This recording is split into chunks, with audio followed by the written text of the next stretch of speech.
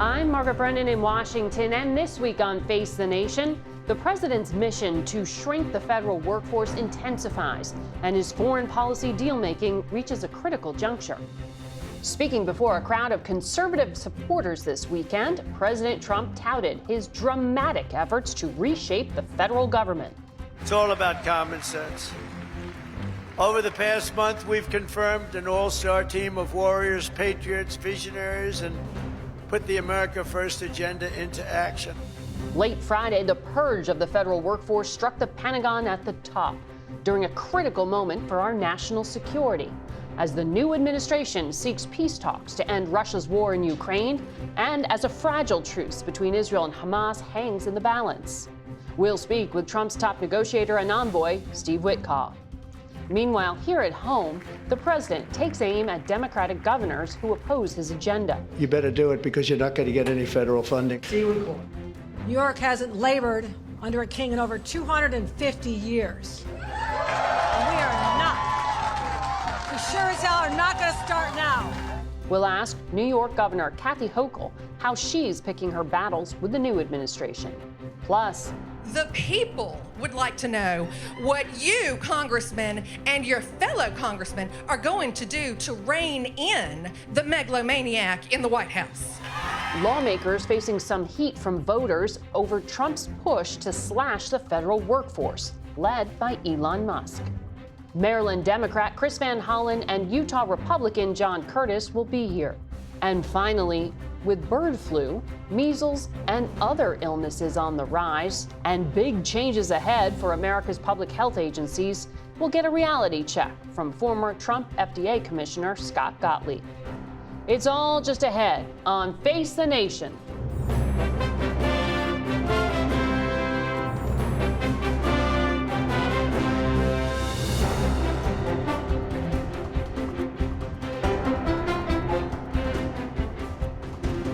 Good morning and welcome to Face the Nation.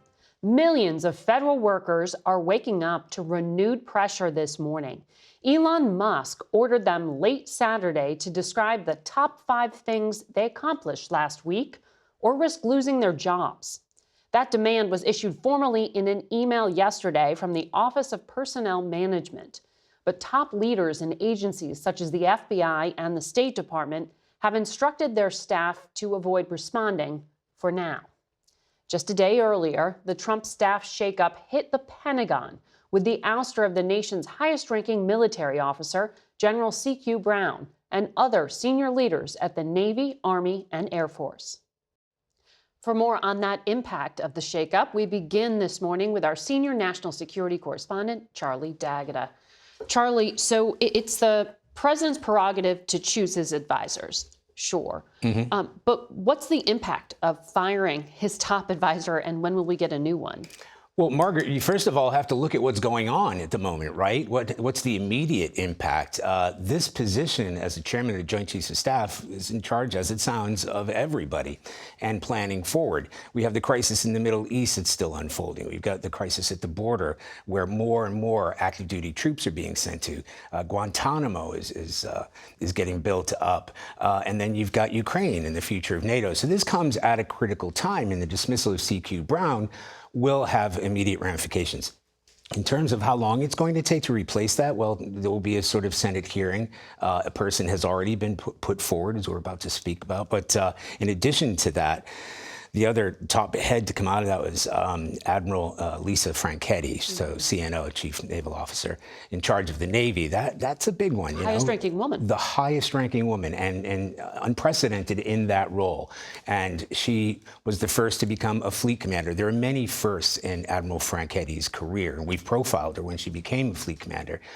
Very highly thought of among among personnel at the DOD, including young women who aspire to those sort of levels. C.Q. Brown, again, very highly regarded. There was no reason given for the dismissal of these two individuals.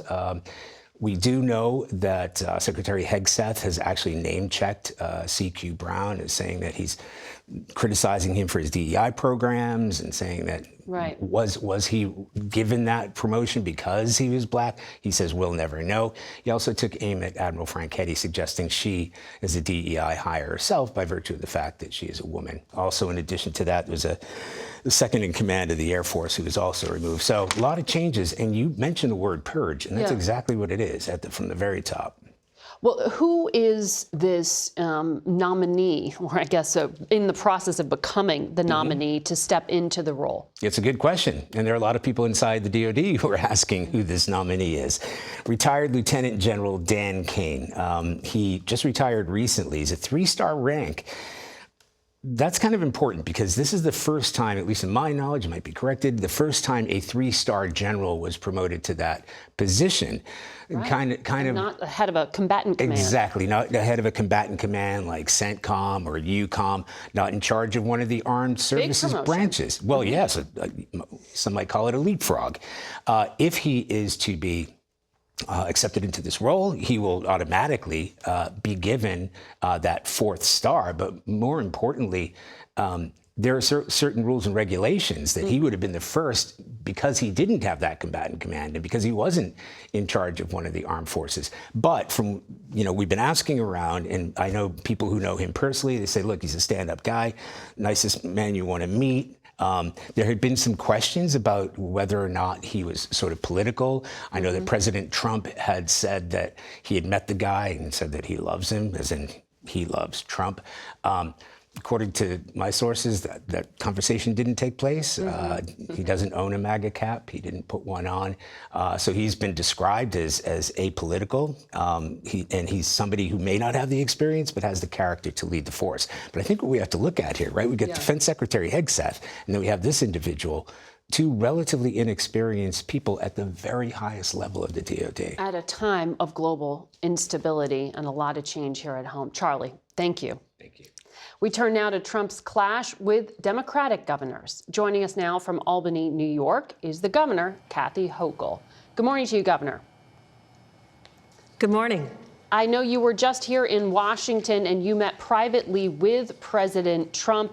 In the past, you've said the relationship doesn't have to be adversarial. Was your meeting with him adversarial, and what was your top message? It wasn't an adversarial meeting, but I was very clear, especially after I found that the Trump administration had ended a program that was put in place, congestion pricing, by the duly elected members of our legislature representing the voice of the people. And with a tweet, he claims that he is the king and therefore he has the power to destroy it. And I have a problem with that characterization because we labored under a king 250 years ago. And as I said, we're not going back there. So I wanted to take my case to him directly and let him see the benefits of this program because our city is paralyzed with gridlock and we had a path forward to be able to make the city move again, and it's working. I wanted to just have that opportunity to convey that, but I don't know that we're very persuasive on that front, but that's okay. The people of my state need to know I'm willing to take the fight wherever I have to. So just to explain for our audience, congestion pricing, you're talking about this $9 toll you put on people driving into lower Manhattan below 60th Street. Your fellow Democrat, Phil Murphy of New Jersey, says he doesn't like this policy. He actually asked President Trump to stop it. President Trump's office says this is discriminatory against working class people. How do you respond to that? I respond this way. With all due respect to the state of New Jersey, they do not tell us in New York what to do, nor does Washington when it comes to policies that we believe are going to reduce congestion, move along vehicles, emergency vehicles are moving faster, air quality is improving. So I have arguments that are important, but no one else should be able to second guess us because that's not how our system of laws and states was set up. I'm the governor of New York. I will deal with the internal issues before me without interference from New Jersey or indeed the federal government. So this is going to the courts? Oh, yes, it's going to the courts. And I believe we'll be victorious in the courts, and this program will continue. You know, this is not the only standoff between the state and federal government and the tension here. I know you were in Washington with other governors who were meeting with the president this week. Federal funds account for about 40% of your state's budget.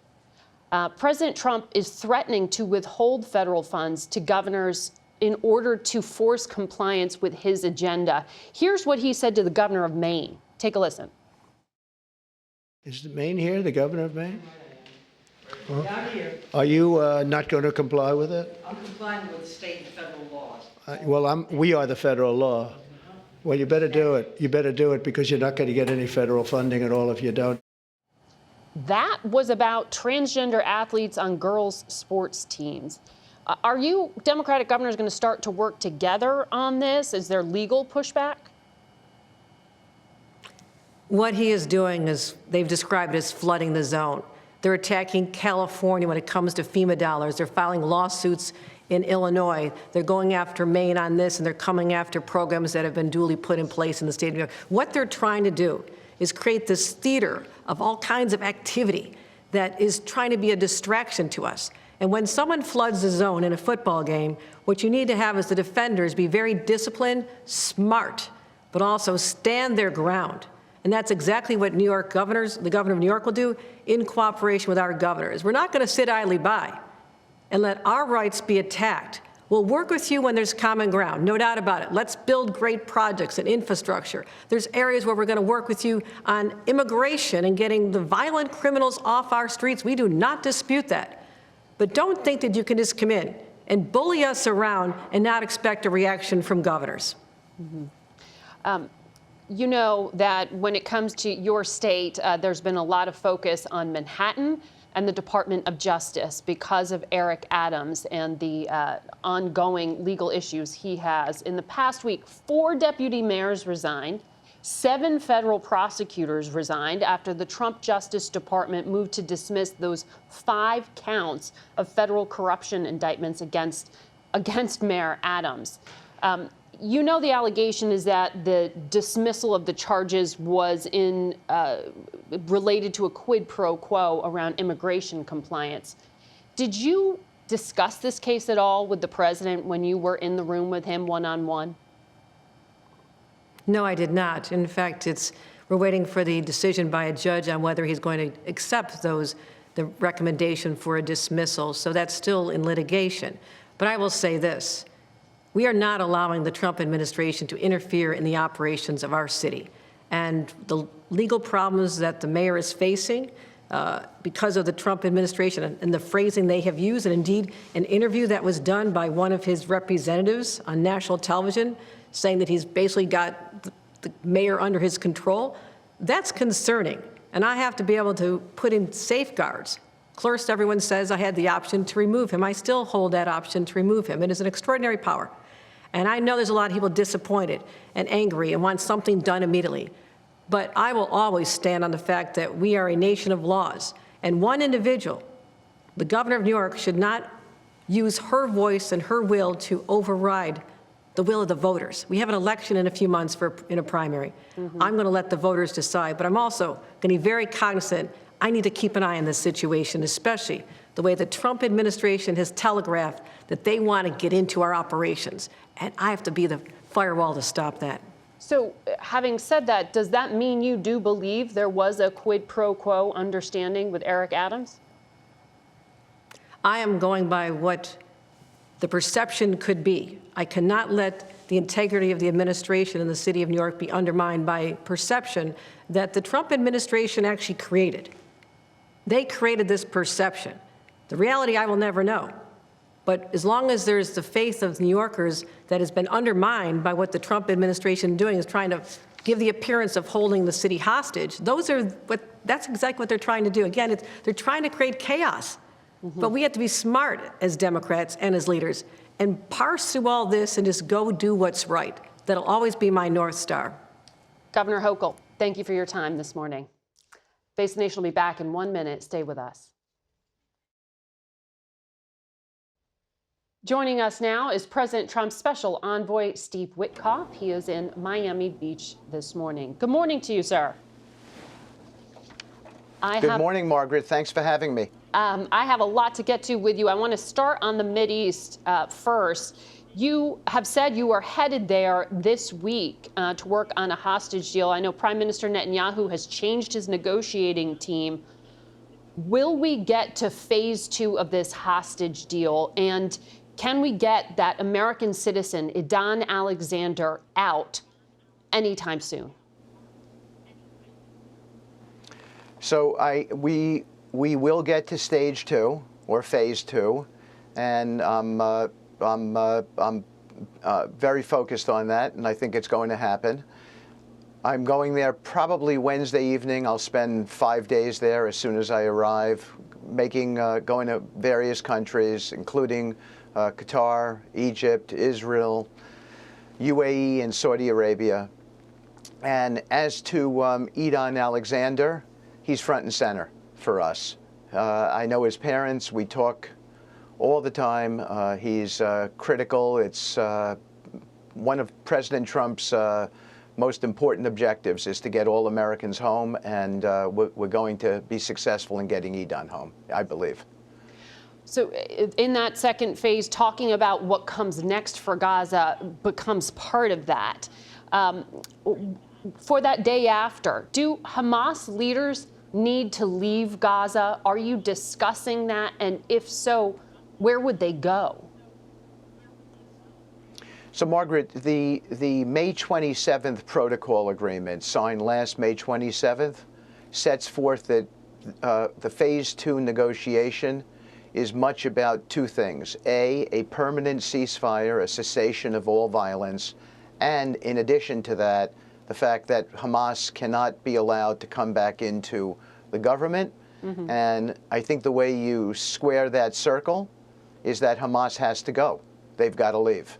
And we're physically. the negotiation will be around that. I would say physically, that's correct. Where would they go? Has any country offered to take them in? Well, I think the devil is in the details, and we've had a lot of discussions around it. I'm not at liberty to have that specific discussion today, but we've got some ideas, and that will be part of the negotiation. You've been quoted as saying that when you went to Gaza and you personally saw the devastation there, you couldn't understand why anyone would stay, but it doesn't mean you can't have some sort of right to return if that's the policy that works for people.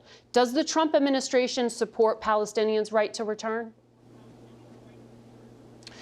Well, Margaret, first of all, what I would say is this. President Trump is one of the most sensible human beings you're ever going to meet. He is... He understands that it makes no sense to endorse old policy prescriptions that have not worked. And what has not worked in Gaza are all of these old policy prescriptions. So he's come up with a new notion. And the new notion is, let's create a better opportunity for people who have lived in Gaza to have a better life for themselves, mm-hmm. better upside, better aspirations for what can happen for their children and so forth. The May 27th protocol talked about Gaza as if it was a 5-year reconstruction plan. We've been talking in the Trump administration about a 15-year horizon, perhaps even 20 years. And now, all of a sudden, the Wall Street Journal printed an article yesterday agreeing with that math. There is a level setting the facts suggests that nobody can really live there in a safe environment for probably at least 15 years. So effectively, people have been under this misassumption. When you're under a misassumption about facts, you're not going to make decisions correctly. We're making decisions based on a real set of facts. And so there's a lot of work that has to be done there. There's tons of demolition. There's artillery shells all over the place that could explode at any moment. This is a much longer project, and people don't belong living there right now. But they could return. That's again goes to the devil in the details. I'm not sure that anyone has a problem with people returning. We've had these discussions around that. I just think the fundamental issue today is how we get phase 2 done and then develop a reconstruction plan for Gaza. And for that, you've got to have a real set of facts. And we've been operating prior to the Trump administration coming in under facts that are just not accurate. I want to also ask you about Russia. You are a very trusted advisor to President Trump, and he sent you to speak face-to-face with Vladimir Putin. Fox reported you sat with Putin for 3.5 hours. You said that you spent a lot of time talking, developing a friendship and a relationship with Putin, and that's how you helped bring this U.S. citizen, Mark Fogel, home. Can you take us inside that room? Did you have a translator? Did you have a note taker? Were you talking in English? What happened? There was a translator. In fact, there were 2 translators. And to me, the assignment was trust building and speaking on behalf of my boss, the President of the United States, Donald J. Trump. And I had no expectation as to how long the meeting was going to last. I was intent on carrying a message from the President to President Putin.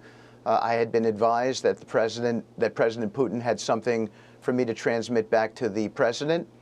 And the meeting ended, and I looked at my watch, and it was close to 3.5 hours that we were in there. And hopefully that suggests that a lot of good things got accomplished. I think that President Trump believes, and I believe because he believes it, that trust building begins with good, proper communication. And we just had a great discussion, me and President Putin, and now it will be up to President Putin and President Trump to work something out, and I think they're going to be successful. Did you have an intelligence officer or anyone else with you? That's an extraordinary amount of FaceTime with Putin. It was just me. It was just you. The head of Russia's sovereign wealth fund, I know you know him, Kirill Dmitriev, told Reuters that Yes. Afterward they expect a number of American companies to return to Russia this year. Is he right to expect that? Did you discuss lifting U.S. sanctions off of Russia? We did not have that specific discussion at the meeting you're referring to, but I think that obviously there would be an expectation that if we get to a peace deal, that you would be able to have American companies come back and do business there. And I think that everybody would believe that that would be a positive, good thing to happen. After the end to the war and concessions were made by Russia? Well, that's what everybody wants. Okay. What everybody wants, the beginning of that, Margaret, would be a temporary ceasefire. But the long-term goal would be an end to this. We've had close to 1.5 million deaths, and so, President Trump, his agenda is to end this carnage. It just didn't it didn't need to happen, and it doesn't need to continue another day. So we're on it at his direction, and I think you're going to see some real positive developments in the near-term future. Special Envoy Steve Witkoff, thank you for joining us. We'll be back in a moment with a lot more Face the Nation. Stay with us.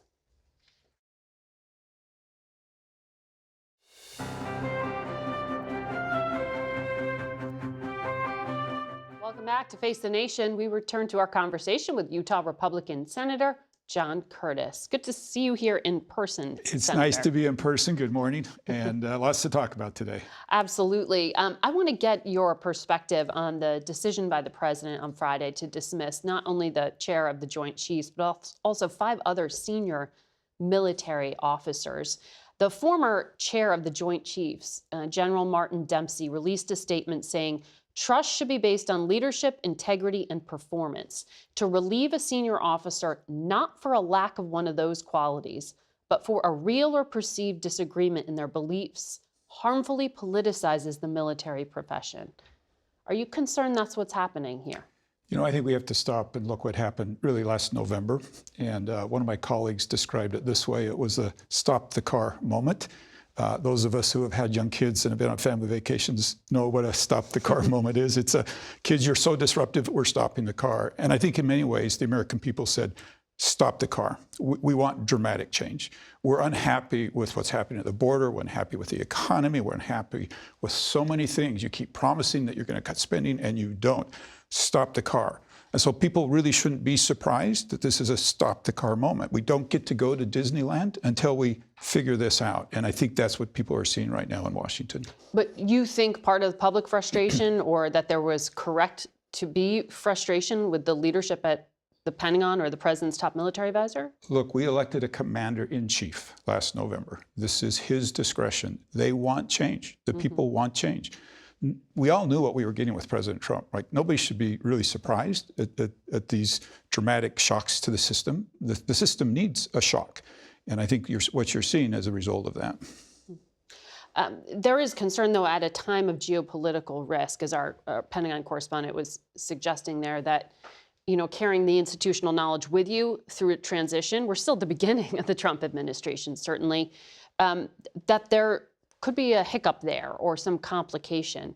I mean, Lieutenant General Kane is a 3-star. He's retired. It's not clear if he needs a congressional waiver or not to take this job because he didn't run a combatant command. Do you know how complicated it will be to get him in place, or how long? Yeah, I don't, and I'm not overly worried about that. Okay. I'll come back to this. American people have asked for change. They've lost confidence in so many things. They want to see dramatic change. That was a stop-the-car moment, and what happened at the Pentagon was a stop-the-car moment. Let's make some change. We've tried subtle changes. We've tried the easy changes. We've tried working around the edges, and I think the American people are saying, it didn't work. Let's do something more dramatic. Well, we've certainly seen dramatic. You had the video at the Conservative Political Action Committee of Elon Musk wielding this shiny chainsaw. It's celebrating this Department of Government Efficiency idea. Yesterday, federal employees also received an email, I'm sure you've heard, telling them to reply by midnight Monday to a message with 5 bullet points of what they accomplished in the last week. Elon Musk tweeted, failure to do so would result in firing. Utah has 33,000 federal employees. Is that how they should be treated? So listen, let's go back to $36,000 trillion of debt, and we have to do something dramatic. Now, to answer your question, I don't believe so. I just published an op-ed, deseret.com, and I talk about my experience as mayor and having to do similar things. If I could say one thing to Elon Musk, it's like, please put a dose of compassion in this. These are real people. These are real lives. These are mortgages. It's a false narrative to say we have to cut and you have to be cruel to do it as well. We can do both. Well, it's not just about efficiency, though. I mean, the president himself has characterized this as getting rid of bad people. I regret that narrative. We all know, thousands, millions of federal workers who are good people, who work hard. But the reality of it is we have 3 million federal workers. Not all of them do. Many aren't coming to work. In my business... Working from home, you mean? Working from home. Let's hope they're working from home. We don't know. That's why the email. What are you doing? It's not unusual in a corporate setting to have people report and explain what they're doing, especially if they're working from home. So I don't think this is a request that is that difficult. I would ask my employees to let me know what they're doing. But I will double down on the fact of we don't need to be so cold and hard, and let's put a little compassion and, quite frankly, dignity in this as well. Right. And in that op-ed, you said sometimes it is the worst day of someone's life. It is. To receive a notice like this. Yeah, going back to my experience as mayor, we did have to let some people go. We did a lot through attrition, but every single person we let go, I met with personally. I looked them in the eye. I told them why we had to do it. How can we then help you transition to the next thing? We can do both things. Well, that's not happening at all right now, as you know. And at these department agencies, some of them, they're just getting locked out of systems. People don't even know who to ask. They can't ask HR, and HR says, I don't know if they can't get hold of them at all. But I'll also come back to this stop-the-car moment. Like, this is not a normal moment. We have tried. We've tried for years to do this gracefully. We've tried for years to do this slowly, and we have failed consistently. And the American people said, enough. We're tired of this. You have to make these changes. So do you believe the president has the unilateral authority to cancel funds appropriated by Congress? Well, what we're seeing play out is this wrestle between the three branches of government. Yep. We'll find out. And this is the beauty of the system. You don't have a point of view? Well, listen, I believe in the Constitution, right? I believe this is how we test the Constitution. And people have said, oh, this is a constitutional crisis. And I say exactly the opposite. It's proving to work. We have the courts playing in. We have Congress who will play in. We have the ability. I think we hold a lot of responsibility for what's happening right now. We could solve the budget as Congress. We could solve the border, and we haven't. And both parties, when Congress doesn't do their job in the White House, have a tendency to try to solve it. Let's let this play out by the Constitution, and then Congress, let's step up, right? We need to do it. I'll be the first to say, this is a problem that Congress, in many cases, has given the American people. The pushback has been relatively quiet. You're gently doing that by saying, be more compassionate. Senator Murkowski was telling constituents the other day, I can't be the only one speaking out. So listen, are Republican lawmakers going to be more forceful? Well, listen, I don't know what you want me to be more forceful on. Stop the car. Like, fix this. That's what Utahns are telling me. In terms of the congressional role here, the check that but Congress I also think that's a is supposed to put on stop the the car executive. moment. Congress has failed in these things, and the people have said, fix it. So Donald Trump is trying to fix it with the tools that he has. The courts will push back if he steps out of line. We've seen that. We know that. We saw that with President Biden as well. And that's the beauty of the system. It works. Now, it's very, the people back home are impatient. If you were to walk on the streets in Utah, they would say, stop the car, John. Like, this is not good. Mm-hmm. You have promised, your colleagues have promised for decades that you would fix these things, and you haven't. Mm-hmm.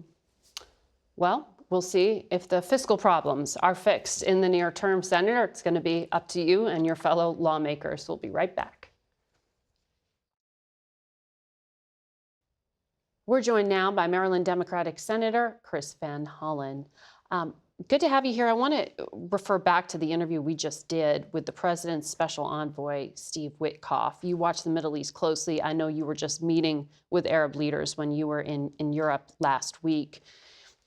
He said that it is not realistic to have Palestinians remain in Gaza while it is rebuilt. Egypt and Jordan are working on plans for that to be possible. Does that proposal have any chance of surviving, or is this idea of moving them away for 15 years going to happen? So the good news in what Steve Witkoff said was that he expected us to get to phase 2 of the discussions. The very bad news was he did not disavow this outrageous idea that Donald Trump put on the table of cleaning out 2 million Gazans. That is ethnic cleansing by another name. And Arab countries are right now working very hard to put together a plan to show that you can deal with governance, security, and reconstruction, and that you don't need to have 2 million people pushed out of Gaza in order to do it. It is tough. It will have to be done in stages. And they have identified areas in Gaza, few areas in Gaza that have not been obliterated, where you could begin to phase the reconstruction and at least get people housing, temporary housing, as you rebuild in other areas. But how does that survive if the United States, the most powerful player, is saying that's not what we want to do?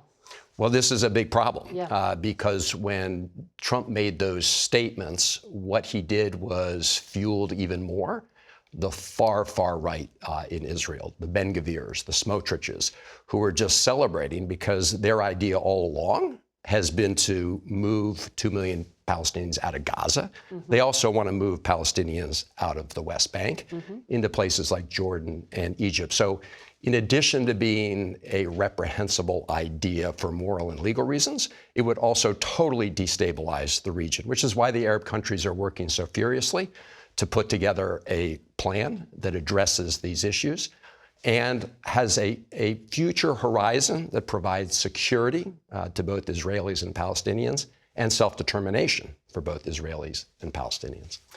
We are also hearing that the president is closing in on this deal with Ukraine in regard to its mineral resources that can be used for all sorts of valuable technology. What security guarantees are you comfortable with the U.S. giving to Ukraine as part of any of this? Well, I think this is all negotiable. But what you should not do, Margaret, is begin your negotiation with Putin by, number one, adopting the Putin narrative, saying that Ukraine started this war, which is just a big lie. And you shouldn't begin by giving up certain key cards. So, for example, American guarantees or a future for Ukraine in NATO. However you settle this in the end is a matter of negotiation, but it's terrible negotiating to give up those cards right up front, as Trump has done. It was extraordinary to hear Steve Witkoff describe his meeting with Vladimir Putin as he did for us. I would just say that this is not America first. This is America in retreat. And China and Russia and our adversaries are celebrating every moment of this as our allies are scared to death. And this is not just rhetoric. This is reality. This is what you heard at Munich last week? Yeah, well, and I think, European allies and others from around the world who believe in freedom and democracy, they're wondering whether this is just rhetoric or whether this is a real shift. My warning to them is I think this is reality. I think Trump is much closer ideologically to Putin and other autocrats around the world than he is to democratic countries. An extraordinary statement to digest, but I want to ask you about what's happening here at home because you sit on some powerful committees. The administration did have some legal wins this past week. USAID, a federal judge, said that they can put on administrative leave thousands of USAID employees. Another district court denied a request from unions to stop the firing of federal employees. Are Democrats too knee-jerk to say that all this is unlawful? No, this is unlawful. In many of these cases, judges found that the plaintiffs did not have standing, but other parts of their opinion clearly indicated that Elon Musk did not have the authority to do what he's doing. So we just talked about the great betrayal of the Ukrainian people. What we're witnessing now is the great betrayal of the American people. Canada, Trump said he was going to lower prices. Right now, what he's doing is slashing important public services that help every American in order to finance a tax cut for the super rich, for Elon Musk and the billionaires. So there was this email that went out yesterday to federal employees. We know that at the FBI and the State Department, management inside those agencies have told employees, don't respond to the personnel email saying, respond with your 5 bullet points. Can people working at the State Department feel safe not responding? Are they putting their jobs at risk? I don't think so, because what we are witnessing are illegal actions by Elon Musk. And a number of courts, as you know, have issued temporary restraining orders on their efforts to seize important private information, but also on their overall conduct. So what the head of management, the State Department, said is Elon Musk doesn't have the authority to require State Department employees to answer these questions. That has to happen in the chain of command. Even though the president says he wants them to be more aggressive. So the reality is we don't know what the president meant, but as you pointed out, you've got Elon Musk taking a chainsaw to the federal government and important services. And there's no Article 4 in the Constitution that gives Elon Musk that authority. And the way that he's been sort of, quote, delegated this authority is illegal, and the actions he's taking are illegal, and we need to shut down this illegal operation. Senator Van Hollen, thank you for your insight today. Thank you. We'll be back in a moment. We turn now to Dr. Scott Gottlieb. He's a former FDA commissioner and current Pfizer board member. Welcome back, Dr. Gottlieb. Thanks a lot. We've seen these troubling measles outbreaks in Texas and New Mexico, nearly 100 people sickened. It looks like most of those who have been infected were unvaccinated, and the outbreak area has one of the highest vaccination exemption rates in the state. How concerned are you, though, that this could spread? Very concerned. I think this will spread. There's been 100 cases that have been identified so far. There's probably many more than that. So I think that this is going to get into the hundreds of cases and could take many months to try to fully snuff out. And when you have that kind of a concentration of measles within a community, it's going to inevitably spread outside that community. When you look around the country, there's a lot of parts of the country, states that have relatively low vaccination rates when it comes to MMR right now. You look at Idaho, about 80% of children have been vaccinated for MMR. Alaska and Wisconsin are about at 84%, Minnesota 87%, states like Florida, Colorado, Oklahoma, Georgia, Utah are around 88%. Iowa, I think, is at 89%, and herd immunity is achieved at a vaccination rate of between 93 and 95%. And even within those states, it's not like the low vaccination rates are distributed evenly across the states. There's pockets of under-vaccination. There's communities that have relatively low vaccination rates. And so when you have this much virus spreading in that portion of Texas and New Mexico, I think that there's some inevitability that you're going to see cases exported into those other states where there's low vaccination rates, and you could see a continuous spread across the country. Even at a low level, we could get some endemic spread. And the risk to the United States right now is that a virus that has been largely extinguished from circulation in the U.S. could return and just continue to spread even at a low level. And the U.S. could be at risk of losing its measles elimination status, which would have more profound implications on things like travel advisories that could be initiated from other countries. And so beyond just the public health impact of this, which I think is quite substantial, there could be some economic impacts as well.